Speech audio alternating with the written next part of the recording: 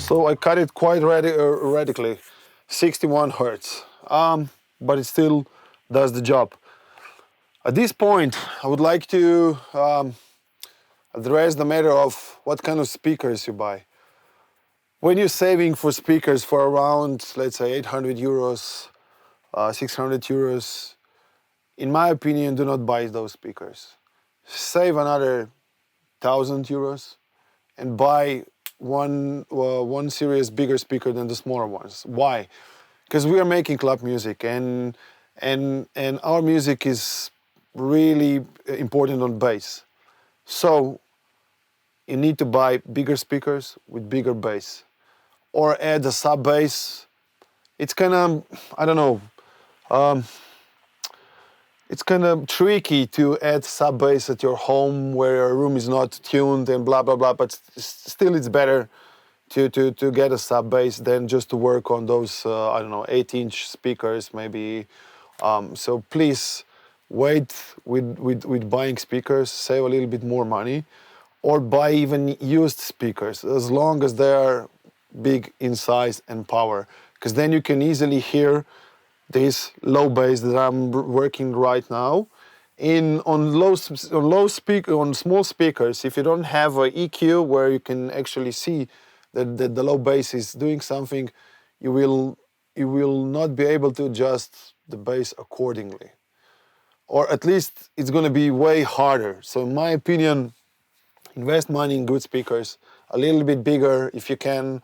Okay, if you have a home studio in a house where there's a lot of people living, you will have problems obviously with your neighbors.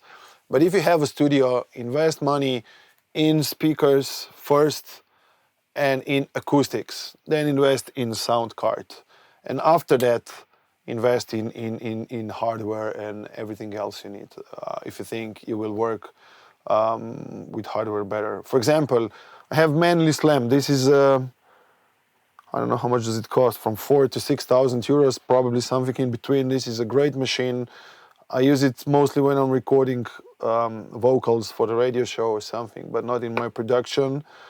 A lot of people will argue with me, but I worked a lot with this machine, and the results with this and with a really nice compressor in computer, it isn't that much big difference.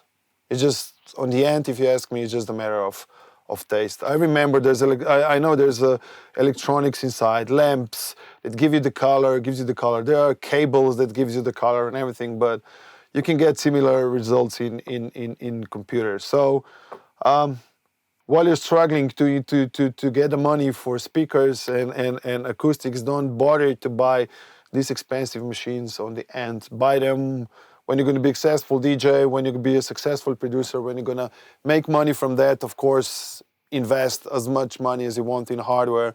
But on the beginning, this really isn't important. So my advice, buy as good as possible speakers, acoustics, then it's a sound card and a computer. I always bring out example of a friend of mine, Beltek, that I've done tracks with him. His first tunes that were released on, actually, I even think on Beatport, on Toolroom and on Beatport, of course, were made on headphones. He made everything on headphones at that time with not even a strong PC. So you don't need, he didn't have a sound card. So imagine, just not even expensive headphones. I guess he was using headphones worth of like 100 euro or something. So these things are possible. You know, you don't need this kind of speaker, this kind of studio.